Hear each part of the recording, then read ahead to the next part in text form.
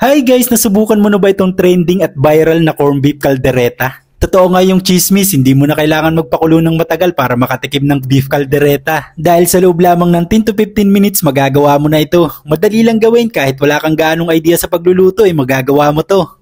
Ito lang yung mga ingredients na gagamitin natin. Una kong ginawa dito ay naglagay lang ako ng 2 kutsarang mantika, tapos ipiprito muna natin yung patatas at carrots. Itabi mo muna, tapos sa pinagprituhan, mag-isa lang tayo ng sibuyas at bawang, isabay na din yung bell pepper at 1 kutsarang tomato paste. Gisahin mo lang yan tapos pwede mo nang isunod yung corned beef. Delimundo corned beef nga pala yan. Habang hinahalo mo, pwede ka rin pala magdagdag ng kaunting tubig dyan. Pero sa akin hindi na. Okay na sa akin yung tamang gantong sauce lang. Tapos tinimplahan ko ng konting paminta at 2 pirasong sili. Dito pwede mo na ilagay yung carrots at patatas. Tapos pakuluin mo na lang ng 2 to 3 minutes at samahan mo na din ng cheese sa ibabaw. Kahit anong cheese pwede naman. O diba? Ganun lang kasimple, hindi mo na kailangan ng pressure cooker. Siya nga pala, dagdagan mo na din yung sinaing mo dahil medyo matakaw ito sa kanin. Ayan na guys!